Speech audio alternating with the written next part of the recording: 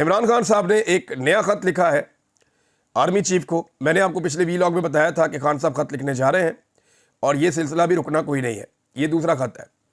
अब ज़रा ख़त आपको मैं पढ़ के सुना देता हूँ। इमरान खान कहते हैं कि मैंने मुल्क व कौम की बेहतरी की खातिर नेक नियति से आर्मी चीफ के नाम खुला ख़त लिखा ताकि फ़ौज और अवाम के दरमियान दिन ब दिन बढ़ती हुई खलीज को कम किया जा सके, मगर इसका जवाब इंतहाई गैर संजीदगी और गैर जिम्मेदारी से दिया गया। मैं पाकिस्तान का साबिक वज़ीर आज़म और मुल्क का सबसे मकबूल और बड़ी सियासी जमात का सरबराह हूँ। मैंने अपनी सारी ज़िंदगी आलमी सतह पर मुल्क और कौम का नाम रोशन करने में गुजारी है। 1970 से अब तक मेरी 55 साल की पब्लिक लाइफ और 30 साल की कमाई सबके सामने है। मेरा जीना मरना सिर्फ़ और सिर्फ पाकिस्तान में है। मुझे सिर्फ़ और सिर्फ अपनी फ़ौज के तासुर और अवाम और फ़ौज के दरमियान बढ़ती खलीज के मुमकिना मुज़म्मरात की फ़िक्र है, जिसकी वजह से मैंने ये ख़त लिखा। मैंने जिन 6 नकात की निशानदेही की है, अगर इन पर अवामी राय ली जाए तो 90% अवाम इन नकात की हमायत करेगी। अवामी राय वैसे हम ले लेते हैं। मैं एक ट्वीट कर देता हूँ कि इमरान खान साहब ने जो 6 नकात लिखे हैं, क्या आप उसके हक़ में हैं? एक ट्वीट करके देखते हैं लोग क्या राय देते हैं। बहरहाल पता चल जाएगा। फिर इमरान खान साहब कहते हैं जी, एजेंसीज़ के ज़रिए प्री पोल धांधली और इलेक्शन के नताइज तब्दील करके अर्दली हुकूमत कायम करना, ये पहली चीज़ बताई थी उन्होंने। अदलिया पर कब्जे के लिए पार्लियामेंट से गन पॉइंट पर 26वीं आईनी तरमीम करवाना और पॉकेट जजेस भर्ती करना, ये दूसरी चीज़ बताई थी उन्होंने। जुल्म और जबर के खिलाफ उठने वाली आवाज़ों को बंद करने के लिए पीका जैसे काले कानून का इतलाक करना, तीसरा।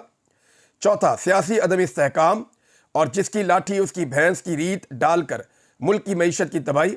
पांचवा, मुल्क की सबसे बड़ी सियासी जमात को मुसलसल रियासती दहशतगर्दी का निशाना बनाना और तमाम रियासती इदारों का अपने फ़राइज़ छोड़कर सियासी इंजीनियरिंग और सियासी इंतकाम में शामिल करना न सिर्फ अवामी जज्बात को मजरू कर रहा है बल्कि अवाम और फ़ौज में खलीज को भी मुसलसल बढ़ा रहा है। ये आखिरी चटा था। अब इमरान खान साहब आगे अपने जो नए लेटर के अंदर लिख रहे हैं आर्मी चीफ को, मैं वजह आपको बाद में बताऊंगा कि ये लेटर ऐसे क्यों आया। वो कहते हैं जी, फ़ौज मुल्क का एक अहम इदारा है, मगर इसमें बैठी चंद काली भेड़ें पूरे इदारे का नुकसान कर रही हैं।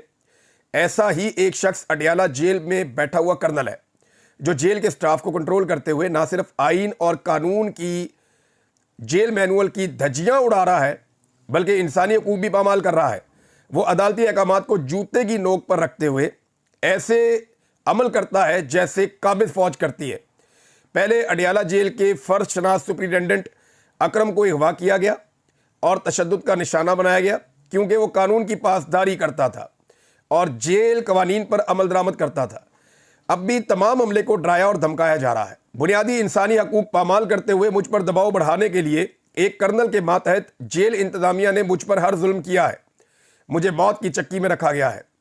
20 दिन तक मुकम्मल लॉकअप में रखा गया जहां सूरज की रोशनी तक नहीं पहुंचती थी। 5 रोज़ तक मेरे सेल की बिजली बंद रखी गई और मैं मुकम्मल अंधेरे में रहा। मेरा वर्जिश करने वाला सामान और टीवी तक ले लिया गया और मुझ तक अखबार भी पहुंचने नहीं दिया गया। जब चाहते हैं किताबें तक रोक लेते हैं। इन 20 दिनों के अलावा मुझे दोबारा भी 40 घंटे लॉकअप में बंद रखा गया। मेरे बेटों की पिछले 6 माह में सिर्फ 3 मरतबा मेरी बात करवाई गई है। इस मामले में भी अदालत का हुक्म ना मानते हुए मुझे बच्चों से बात नहीं करने दी जाती, जो मेरा बुनियादी और कानूनी हक है। मेरी जमात के अफराद दूर दराज इलाकों से मुझसे मुलाकात के लिए आते हैं, मगर उनको भी अदालती ऑर्डर के बावजूद मुलाकात की इजाज़त नहीं मिलती। पिछले 6 माह में गिनती के चंद अफराद को ही मुझसे मिलवाया गया है। इस्लामाबाद हाई कोर्ट के वादे अहकामात के बावजूद मेरी अहलिया से मेरी मुलाकात नहीं करवाई जाती। मेरी अहलिया को भी कैद तन्हाई में रखा गया है। गन पॉइंट पर करवाई गई 26वीं आईनी तरमीम के जरिए अदालती निज़ाम पर कब्जे और कोर्ट पैकिंग का मकसद इंसानी हकूक़ की पामालियों और इंतखाबी फ्रॉड की पर्दापोशी और मेरे खिलाफ मुकदमात में मनपसंद फैसलों के लिए पॉकेट जजेस भर्ती करना है ताकि अदलिया में कोई शफाफ फैसले देने वाला ना हो। मेरे सारे केसेस के फैसले दबाव के जरिए दिलवाए जा रहे हैं। मुझे गैर कानूनी तौर पर 4 सजाएं दिलवाई गई हैं। मेरे खिलाफ फैसला देने के लिए जज साहिबान पर इतना दबाव होता है कि एक जज का ब्लड प्रेशर 5 मरतबा हाई हुआ और उसे जेल अस्पताल में दाखिल करवाना पड़ा। इस जज ने मेरे वकील को बताया कि मुझे और मेरी अहलिया को सजा देने के लिए ऊपर से शदीद तरीन दबाव है।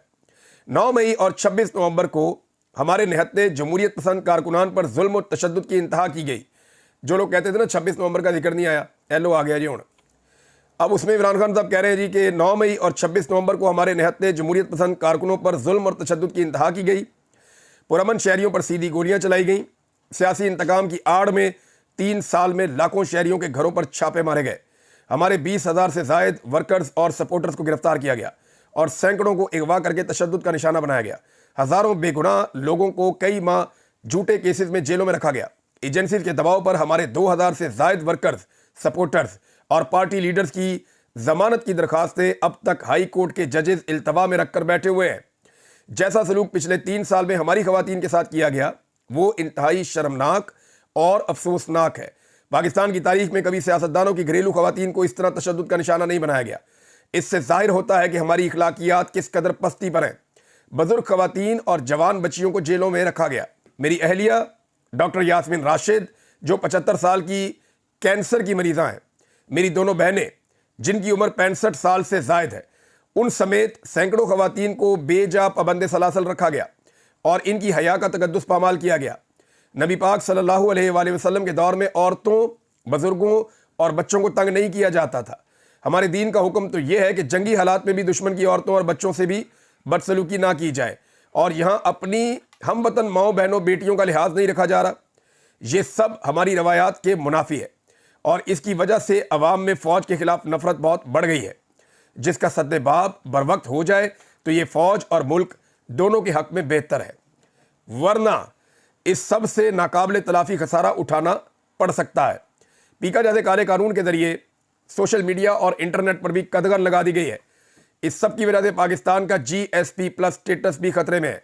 इंटरनेट में खलल की वजह से हमारी IT इंडस्ट्री को अरबों डॉलर्स का नुकसान हो चुका है और नौजवानों का करियर तबाह हो रहा है। चंद अफराद की ख्वाहिशात पर अवामी मैंडेट की तौहीन करके ऐसे सियासी अदम इस्तेहकाम की बुनियाद रखी गई है जिसकी बदौलत मईशत का बुरा हाल है और सरमायाकार और हुनरमंद अफराद मजबूर हो गए हैं कि पाकिस्तान छोड़कर अपने सरमाए समेत तेजी से बैरून मुल्क मुंतकिल हो जाए। माशी अदम इस्तेहकाम अपनी इंतहा पर है, ग्रोथ रेट 0 है और पाकिस्तान में सरमायाकारी ना होने के बराबर है। मुल्क में गुर्बत और बेरोजगारी उरूज पर है। हमारे फौजी पाकिस्तान के लिए कुर्बानियां दे रहे हैं। दहशतगर्दी के खिलाफ जंग में कामयाबी के लिए ज़रूरी है कि कौम फौज के पीछे खड़ी हो, लेकिन अफसोसनाक अमर है कि एस्टेब्लिशमेंट की पॉलिसियों और उनके गैर कानूनी इकदाम की बदौलत अवाम में फ़ौज की बदनामी मुसलसल बढ़ रही है। यह सब फ़ौज के हलफ की खिलाफ वर्जी है। किसी भी मुल्क की फ़ौज अपने शहरियों के साथ ऐसा सलूक नहीं करती, बल्कि ऐसा सलूक तो काबिज फ़ौजें करती हैं जो खुद को हर आइन और कानून से बालातर समझती हैं। मुल्क की इस्तेहकाम और सलामती के लिए नागुज़ीर है कि फ़ौज और अवाम के दरमियान जो खलीज पैदा हो गई है, इस बढ़ती हुई खलीज को कम करने के लिए सिर्फ एक ही सूरत है और वो है फ़ौज का अपनी आइनी हुदूद में वापस जाना, सियासत से खुद को अलहदा करना और अपनी मुतय्यन करदा जिम्मेदारियां पूरी करना। और ये काम फ़ौज को खुद करना होगा, वरना ये बढ़ती हुई खलीज कौमी सलामती की इस्तिलाह में फॉल्ट लाइन्स बन जाएंगी। ये जी इमरान खान साहब का स्टेटमेंट है।